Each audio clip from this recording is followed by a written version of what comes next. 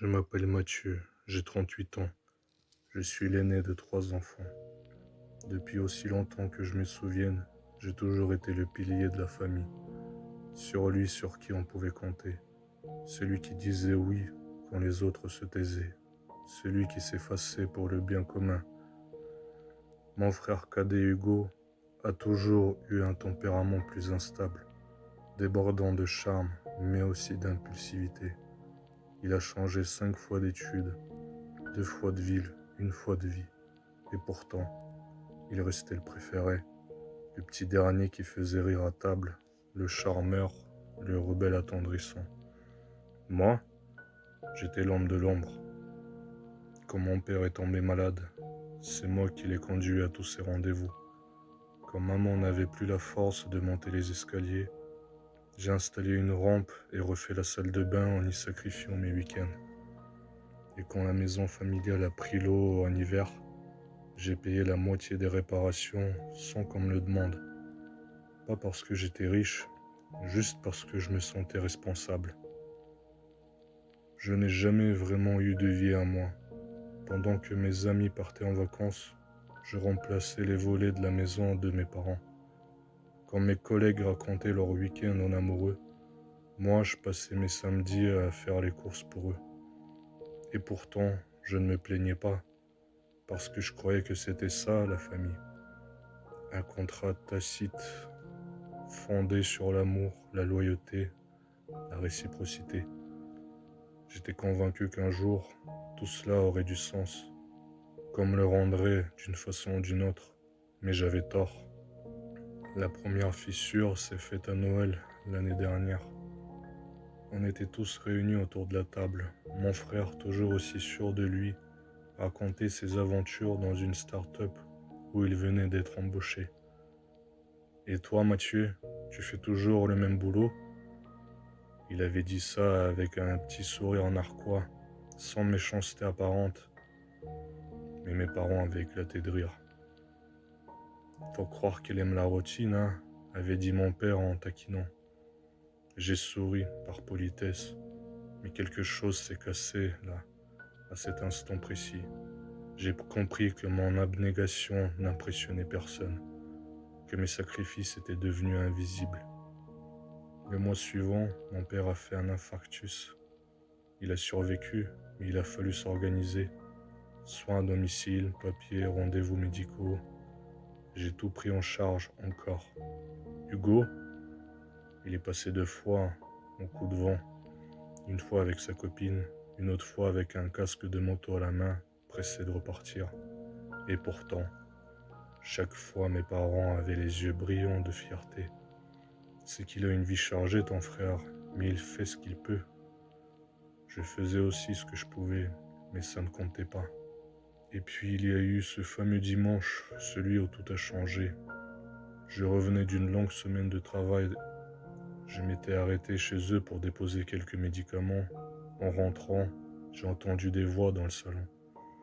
Je n'étais pas censé entendre, mais je suis resté dans le couloir pour écouter. Il faut qu'on pense à la succession, disait mon père d'un ton calme.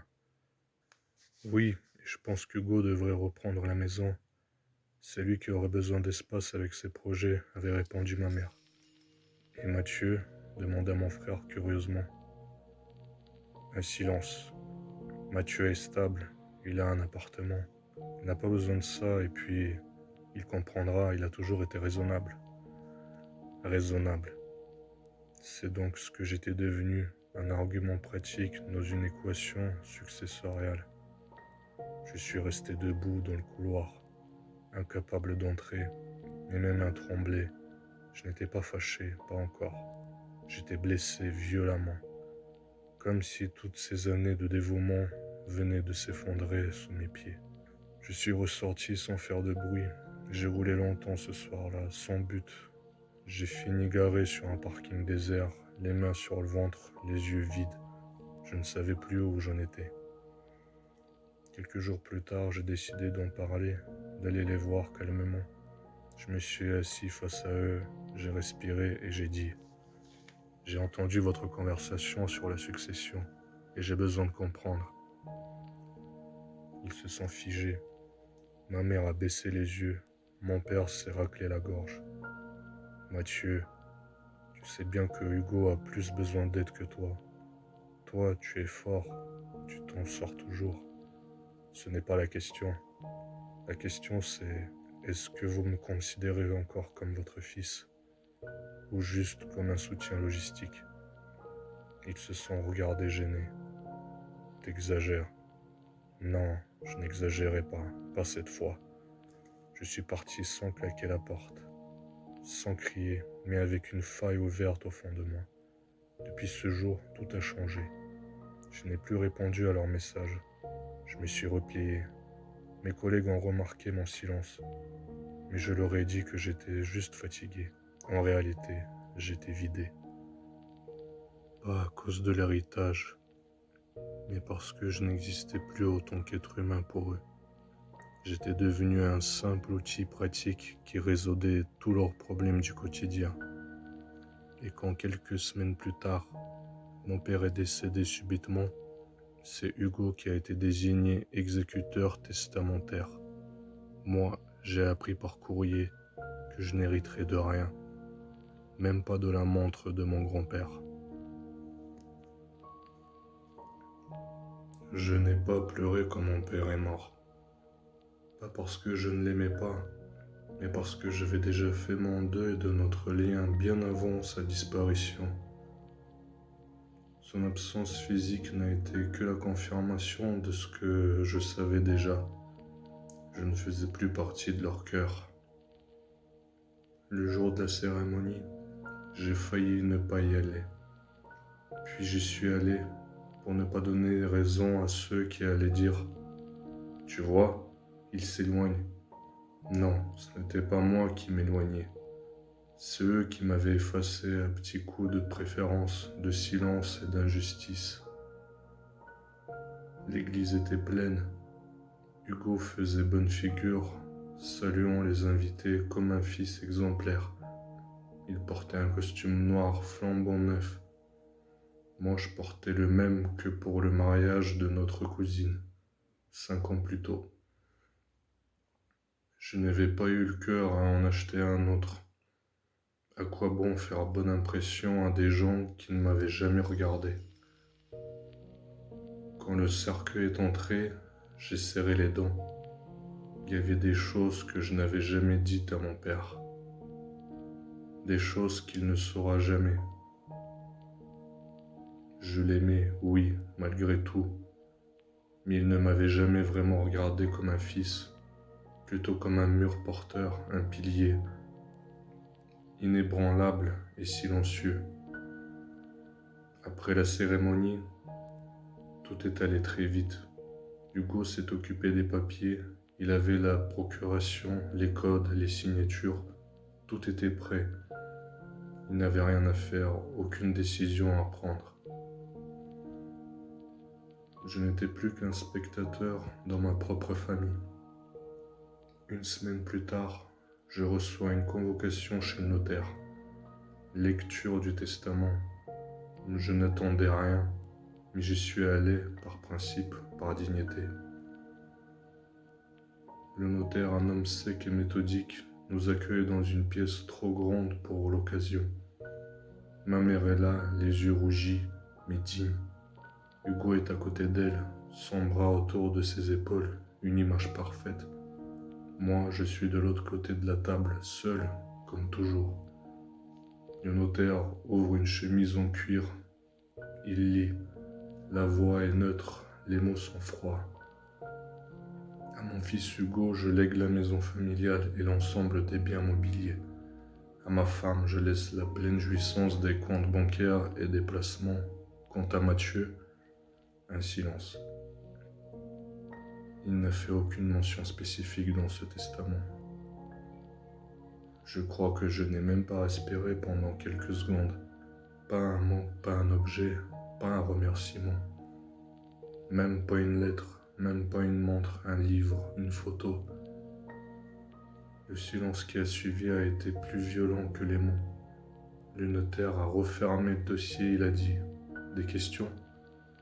J'ai regardé ma mère. Elle ne m'a pas regardé. Elle fixait un point invisible sur le bureau, les mains croisées sur les genoux. Je me suis tourné vers Hugo. C'est une blague? Ma voix tremblait. Je ne m'en rendais pas compte. Elle était à mi-chemin entre la colère et l'effondrement. Hugo a haussé les épaules. Papa voulait ça. Il disait que tu étais indépendant, que tu n'avais pas besoin de plus. Pas besoin de plus? J'ai ri. Un rire sans joie. Tu veux dire que 20 ans à tout porter, à réparer, à payer, ça vaut rien? Ma mère s'est enfin tournée vers moi. Son regard était triste, mais pas coupable. Tu as toujours été généreux, Mathieu. Et tu es solide. Tu t'en sortiras. Tu t'en es sorti toujours. Mais c'était pas un rôle, c'était pas un contrat. J'ai pas signé pour être celui qu'on sacrifie sans même un nom. Le notaire nous a gentiment invités à sortir. Le rendez-vous était terminé. En sortant du cabinet, Hugo m'a rattrapé sur le trottoir. T'es trop susceptible, frangin. Faut pas prendre ça comme une trahison. C'est qu'un testament, tu crois pas qu'on t'aime?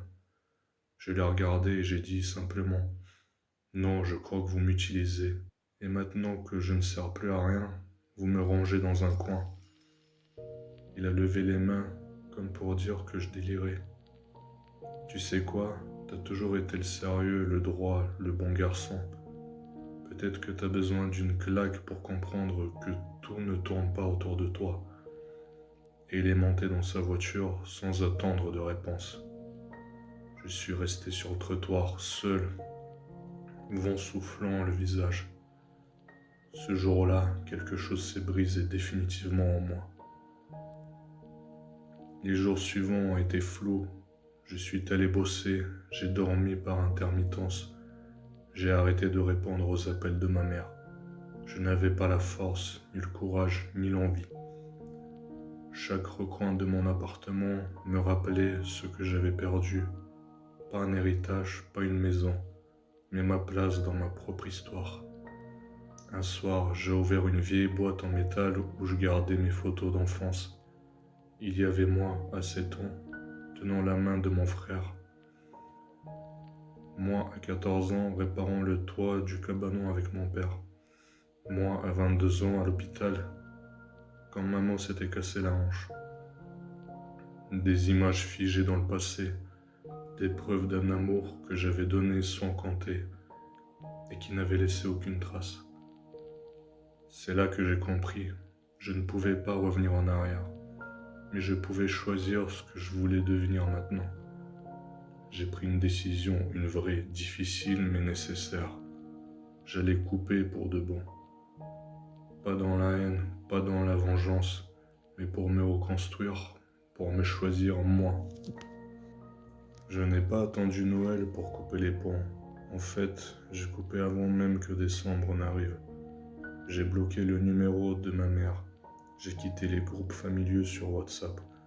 J'ai archivé toutes les photos, les souvenirs, les traces d'un passé que je ne reconnaissais plus. Et j'ai respiré pour la première fois depuis des années. Mais ce n'était pas un souffle de paix.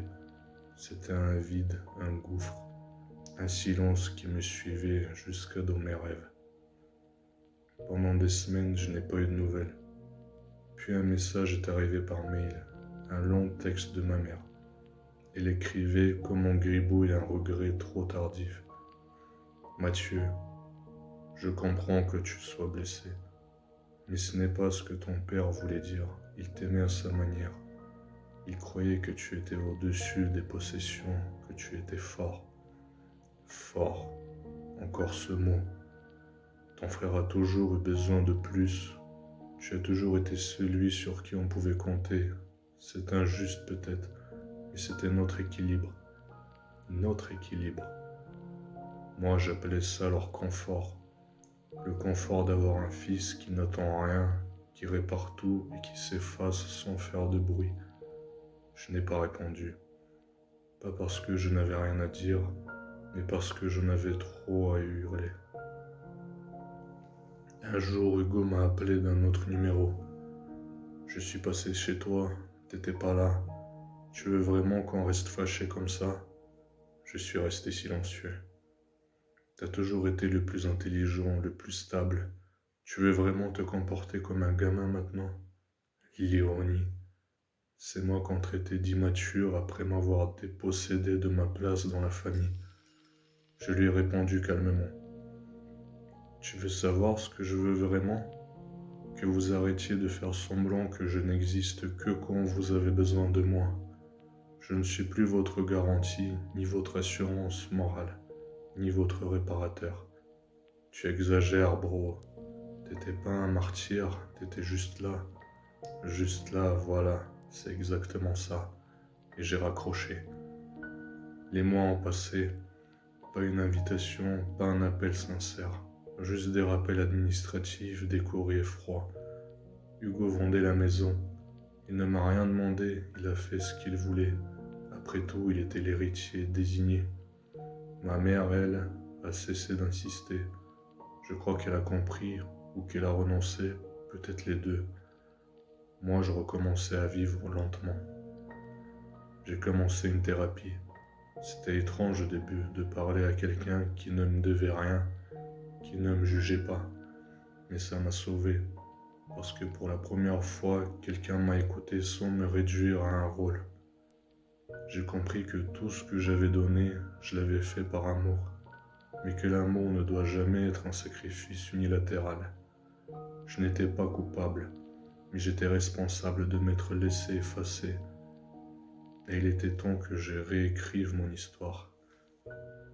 Un soir de mars, en sortant du cabinet de ma psy, j'ai marché longtemps. Je suis passé devant un café où des gens riaient. Un autre monde, un monde sans dette invisible, sans loyauté étouffante. Je me suis assis à un banc. Le vent était frais, j'ai regardé les lumières de la ville. Et j'ai dit à voix haute, je suis vivant, je suis libre. Ça n'avait l'air de rien, mais pour moi, c'était un manifeste. Quelques semaines plus tard, je reçus une lettre manuscrite, c'était ma mère. Je ne te demande pas de pardonner, je veux juste que tu saches que je t'ai aimé, peut-être mal, mais profondément. Je ne peux pas changer ce que nous avons fait, mais je suis fier de l'homme que tu es devenu, même si ce n'est plus à nous que tu appartiens. Je l'ai relu 3 fois et j'ai pleuré. Pas de tristesse, pas de colère, mais de soulagement, parce qu'enfin elle me voyait, non plus comme un outil, mais comme un fils, un homme. Je n'ai pas répondu, pas encore, peut-être un jour, mais ce soir-là, j'ai pris une nouvelle décision. J'allais raconter mon histoire, pas pour me venger, pas pour m'apitoyer, mais parce que je savais que je n'étais pas le seul. Combien d'autres se taisent dans l'ombre de familles qui ne les voient plus?